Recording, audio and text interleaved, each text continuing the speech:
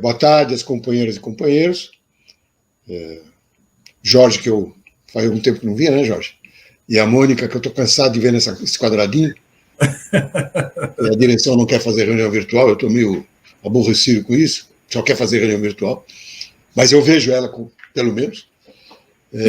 Então, vou entrar aqui no debate. O PT mudou o Brasil. Bom, menos. Numa perspectiva histórica, sim. Nós somos os herdeiros dos socialistas utópicos, dos anarquistas, dos socialistas ministerialistas. Nós somos herdeiros deles. A diferença é que nós logramos dar uma voz aos trabalhadores, um instrumento político que eles nunca tiveram no Brasil. Mas nós somos herdeiros de Tobias Barreto, professor da Faculdade de Direito do Recife, primeiro socialista marxista no Brasil, que não logrou constituir um partido em escala nacional e que chegou a essa conclusão, vejam vocês, pelos conselhos dos comunardos, né?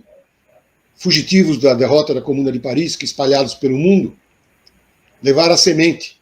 Mais ou menos como a derrota da greve de São Bernardo, nos anos 70, espalhou militantes em alguns rincões metalúrgicos, no caso, e que foram instrumento da construção do primeiro PT, vamos dizer assim.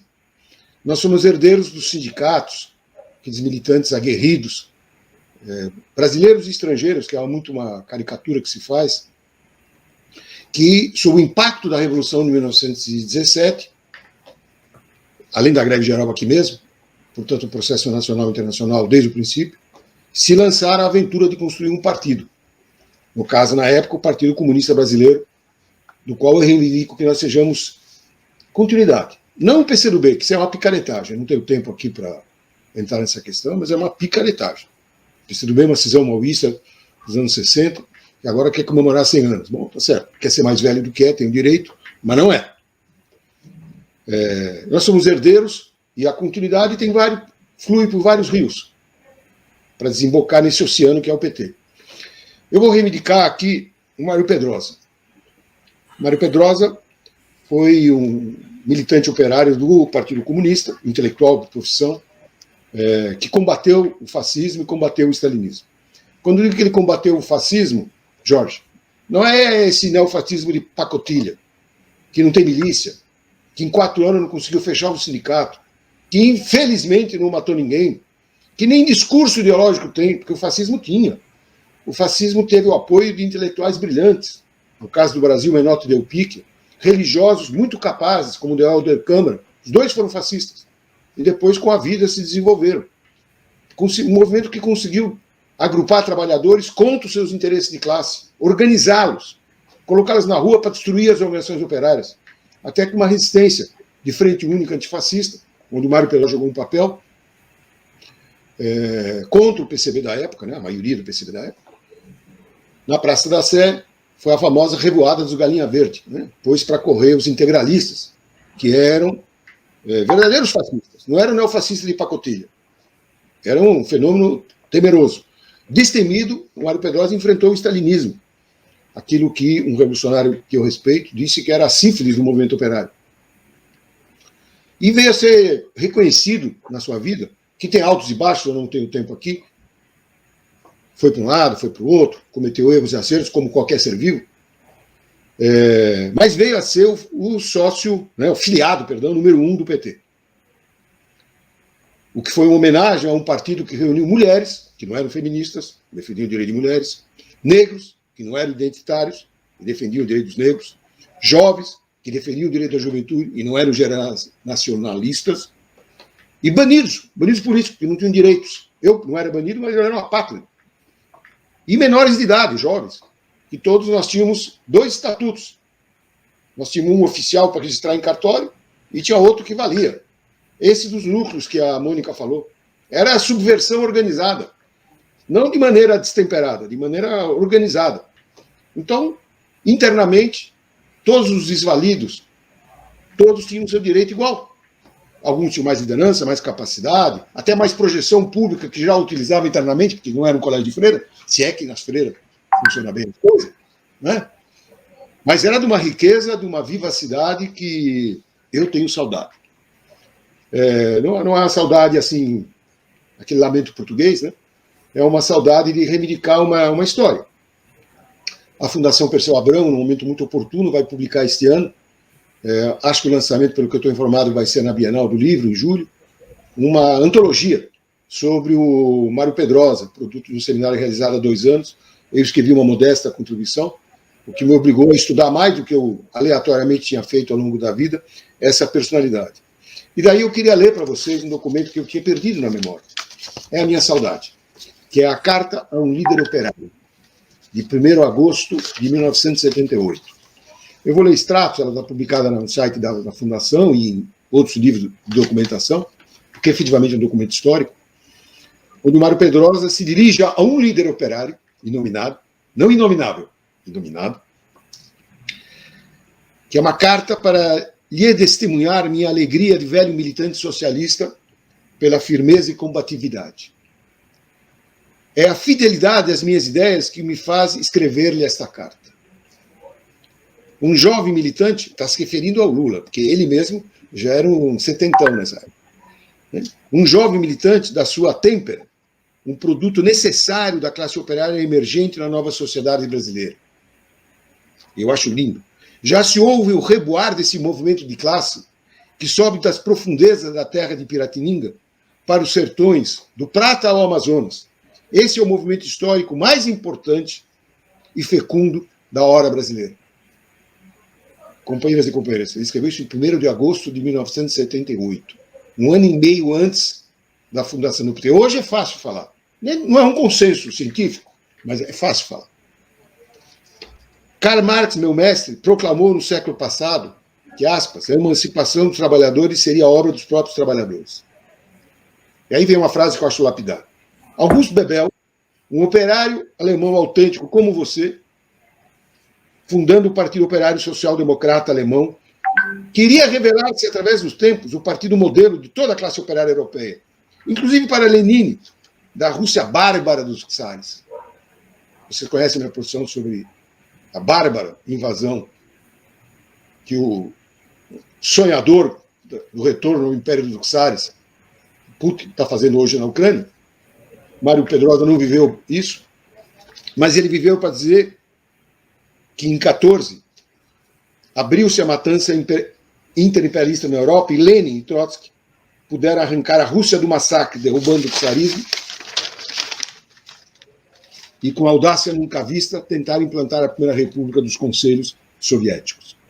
República dos soviets que não tardou, porém, a cair, como a Comuna de Paris, e em seu lugar implantou-se a ferro e fogo uma ditadura burocrática totalitária, a ferro e fogo. No Brasil, um outro programa começa a levantar-se. Quais são as forças motrizes da nova situação capazes de convocar o povo, mobilizá-lo, guiá-lo pacificamente para uma Assembleia Nacional Constituinte, eleita soberanamente pelo povo? Esta classe operária que você se empenha com seus companheiros de trabalho em organizar em sindicatos livres da tutela do Estado. Lembra, Jorge? Os sindicatos livres da tutela do Estado? Ele acrescenta, veja vocês, a emenda à Constituição que Fernando Henrique Cardoso, candidato ao Senado Federal pelo MDB, acaba de enviar à presidência do MDB, foi engavetado, para que seu partido a leve ao plenário no Congresso Nacional, é a iniciativa mais radical e profunda de quantas a oposição ao atual regime já apresentou. Tinha razão. Foi uma das coisas que o Fernando Henrique mandou esquecer, que ele tinha escrito, ainda antes de chegar ao governo. Mas é um fato histórico. E conclui ele convocando Mário Pedrosa. Todas as forças populares legítimas vão se unir num só ramal.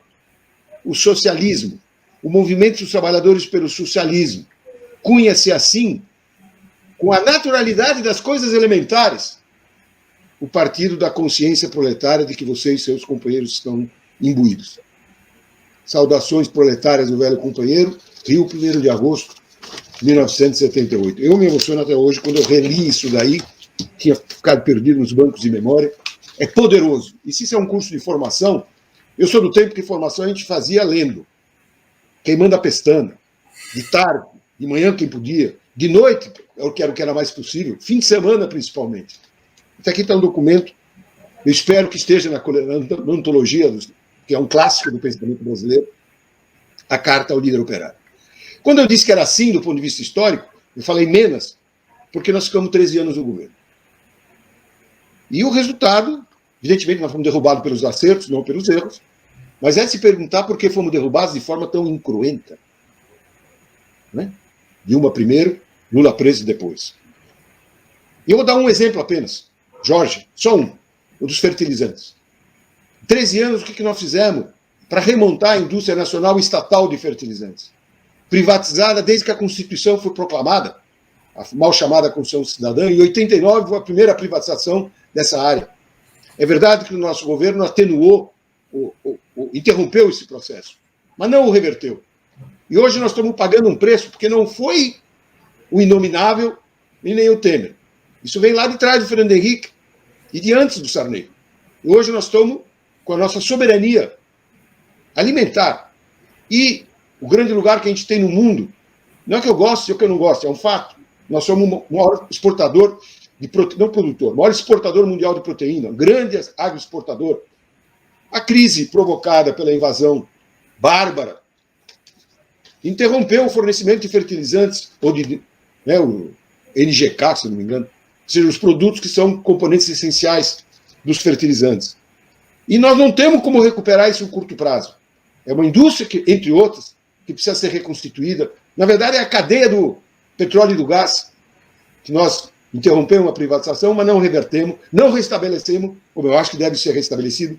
Fala para o engenheiro, fala para o assistente social, da saúde, sei lá, já me confundi, falo para todos que estão nos ouvindo, a necessidade da nação brasileira, a reconstituição da nossa soberania, inclusive nesse aspecto dos setores estatais estratégicos. E quero contar com isso com o Lula, que ficou 580 dias na cadeia sem fazer nenhum acordo. A Mônica perguntou se, ou me fez uma referência, se há outros partidos desse tipo. Cada um é essa singularidade, né? O Mário Pedrosa ocorreu comparar com o SPD alemão, o original. Cabia. Comparação cabia. Um partido social-democrata criado por um operário, não por um clube de intelectuais brilhantes. Cabe a comparação. Depois nós tivemos o Independent Labour Party inglês. Depois nós tivemos o Partido Obreiro de Unificação Marxista, na Espanha. Nós tivemos o Partido Socialista Operário Camponês, na França. Nós tivemos outras experiências que não chegaram ao ponto em que o PT chegou nos 13 anos de governo, por causa da Segunda Guerra Mundial, a qual essas organizações, não ligadas a nenhuma organização internacional, vamos dizer assim, independentes nesse sentido, como o PT, que nunca foi filiado ao Internacional Socialista, embora houvesse quem o propusesse, nem o que sobrou do Kremlin lá, que era o fim do Comintern, depois do Cominform, que era, na verdade, comandante Ordene, que era o que tinha sobrado, né? Também tinha quem o defendesse. O PT manteve a sua independência, que é uma singularidade, que é uma originalidade. Que não dá para resolver o problema do programa, mas que é muito importante, que dá a base para resolver o problema do programa. Ou seja, o problema de um programa à altura das tarefas que a gente pode, não quer, não que a gente sonha, que a gente pode realizar.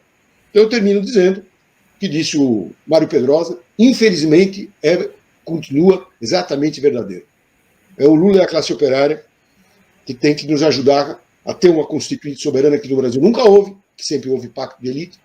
Para que fim? Para reconstruir o que foi destruído e transformar o que nós nem tentamos, em alguns casos, não tentamos transformar. Não é o socialismo, não está na ponta, na esquina. Mas como a gente está vendo nas eleições francesas, onde há persistência e determinação, a gente abre a facão no sentido figurado, que eu já peguei facão no sentido não figurado, não deu certo. Então, é a facão no sentido figurado que a gente abre caminho para que os trabalhadores encontrem assim, um ponto de apoio e com a sua criatividade, num país do tamanho do Brasil, da diversidade, cadinho de culturas que o Brasil é, deem uma solução, não é uma solução na palavra, uma contribuição original para o problema da emancipação da humanidade, que é tão atual hoje como quando os anarquistas, os socialistas utópicos, inclusive os socialistas e ministerialistas, cogitaram de lançar a mão do poder político. O PT é um partido que nasceu para o poder político, todos os partidos nascem para o poder político. Os que dizem o contrário, tergiversam, são farsantes. Ou são partidos de aluguel, também tem. No Brasil a gente tem essa floração particular. São partidos que não almejam o poder, almejam um jeitinho ali. Mas os partidos sérios, vamos assim, qualquer variante política, almejam o poder. A diferença do PT é que eu almejo em nome, como disse o nome, dos trabalhadores. Então, espero ter ajudado a chacoalhar a roseira desse debate. Obrigado. Abriu. Então, a primeira coisa que eu queria tomar licença é para recuperar a Dilma, o governo Dilma, e a pessoa da Dilma.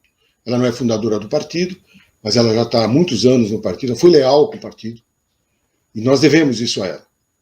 Eu estive agora na Europa como observador eleitoral do PT para as eleições francesas, e a moça que estava no balcão do hotel, quando eu estava indo embora, falou: brasileiro, Brasil, vocês têm uma presidente mulher, né? Ela não sabia que havia havido um golpe e tinha sido derrubado. Na esquerda francesa, a Dilma tem uma popularidade impressionante. Na Alemanha, mais do que o Lula. Apesar da relação histórica, metalúrgicos, indústria automobilística. A Dilma foi tratada pela Merkel como chefe de Estado. Eu não sou nem feminista, nem sei se a Dilma é. E meu problema aqui não é golpe misógino, porra nenhuma. Desculpe a franqueza. Um golpe contra os direitos sociais, contra os direitos dos trabalhadores, contra o PT. Mas tem essa dimensão. Então eu quero resgatar a figura da Dilma como parte daquilo que a gente construiu. Em particular porque ela propôs uma constituinte, num certo momento lá. Mandaram ela embrulhar, ela não se sentiu com força, mas foi ousada. Então eu tenho um carinho especial, além da obrigação que eu acho que o partido tem para acompanhar a Dilma. Claro que nossos governos, aí todos, deixaram um legado. Né? O piso dos professores, o aumento real do salário mínimo. Eu queria destacar o gás da Bolívia. Esse tema é atualíssimo. Vocês talvez não saibam, mas o Porto de Santos aqui, o maior porto da América Latina, está sendo readaptado para receber os navios bomba do gás liquefeito dos Estados Unidos. Porque o problema é que o mercado é estreito. Eles produziram brilhantemente uma quantidade de petróleo e gás que eles não têm para onde sair. Então, com as sanções e a pressão, eles estão tentando fechar a torneirinha do gás canalizado russo contra a colaboração entre os povos. Hoje pelo mercado, amanhã pelo planejamento, para impor a bota americana. Mas não é só na Europa, é também no Brasil. Fazendo o Brasil de costas para o continente, ao invés de receber o gás canalizado boliviano e outro, nós vamos receber os navios que mais poluem o oceano, que são os navios bomba do gás, que são pesadíssimos, consomem energia absurda. Energia limpa, eu não vou usar uma palavra apropriada aqui, que limpa é o... Né? Bom, vamos voltar ao ponto, eu vou extrapolar o tempo. A única ressalva que eu tenho, Jorge, é com relação à consciência dos trabalhadores. Num aspecto, nos 13 anos, ela regrediu. Ela naturalizou uma figura como Alencar. Não era necessário. Ela está naturalizada na figura do Alckmin, a Mônica sabe, não acho necessário. E acho que isso é uma regressão. Eu não sou estreito assim, não, hein? Tem gente mais estreita que eu. Eu sou a favor de uma frente com o PSOL, com o PCdoB, com setores progressistas, populares, que existem no PDT, no PSB e além. Mas o Alckmin, o Opus Dei, o maior industrial têxtil do Brasil, não faz falta. Quiser nos apoiar, ótimo. Bem-vindo. Mas acho que é um problema de consciência, no caso, aí não é exatamente a sintonia que eu ia aguardar. Mas, bom, tem outros males, né? Federação com o PCdoB, o que vai dar esse negócio? Né? Mas não é o tema hoje. O PT continua, pelo menos para nós, continua. E nós temos que, juntos, conquistar, como corretamente a direção se pronunciou, pela revogação da reforma trabalhista. Nós temos que recuperar, eu creio, não é fácil, mas é necessário, o monopólio estatal do petróleo, senão não vai ter indústria de fertilizantes nacional. Eu não vivi, mas eu li. O argumento contra a criação da Petrobras é que era mais barato comprar petróleo no exterior. E era. Que é o mesmo argumento contra a indústria nacional estatal de fertilizantes. É mais barato comprar fora. E é. Exceto quando falta. Quando falta, se quebra. Você não tem soberania. Então é o mundo do mercado que interessa a quem controla o mercado. E depois tem os direitos dos quilombolas e o direito dos indígenas, dos oprimidos em geral, discriminados, de todos os tipos que eu não preciso aqui enumerar, foram todos prejudicados por 118 emendas a uma Constituição nem lembro se você estava na bancada, Jorge, na época, uma Constituição que nós não votamos contra. Assinamos porque estavam ali fazendo parte, mas não votamos. E aprovaram 118 emendas, que, segundo o cálculo preciso do antigo deputado constituinte genuíno, 90% são regressivas. Mas o que nós vamos fazer, gente? Nós vamos revogar por 2/3 dos votos 118 emendas? Mas nem 40 anos de parlamento dá tempo para fazer um negócio desse. É inviável. Mas a democracia encontrou uma solução para isso.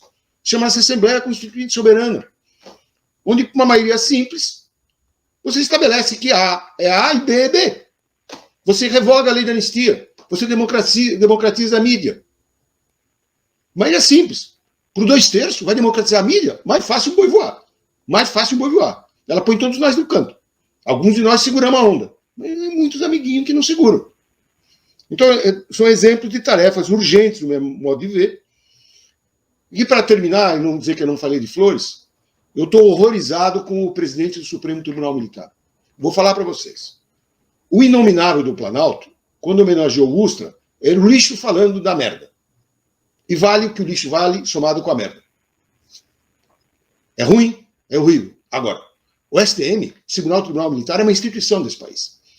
Como é possível que o presidente da instituição relegue ao despreze 10 mil horas de fita, que eles, é verdade, esconderam, mas finalmente tiveram que mostrar? Como ele pode dizer que não estragou a Páscoa dele? Gente, nós precisamos estragar a Páscoa dele. Nós, a nação brasileira, nós temos o direito de estragar a Páscoa de si. Deixa de lado qualquer adjetivo. Então, quem vai fazer isso? A caneta do Lula? Digo, nem tem caneta para isso. Tem um nome para isso. Precisa reorganizar o aparelho judiciário. Acabar com essa excrescência de Supremo Tribunal Militar. Mas que país do mundo? Pelo amor de Deus. Democracia.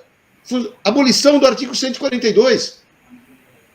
Função das Forças Armadas é defender o país. Não é lei e ordem interna. Muito menos ter uma justiça à parte de privilégio. Comandada por uma excrescência. E vai vir atrás dele, vai morrer, vai vir outra excrescência. Porque é da ordem. Bom, nós somos da contra-ordem. Obrigado.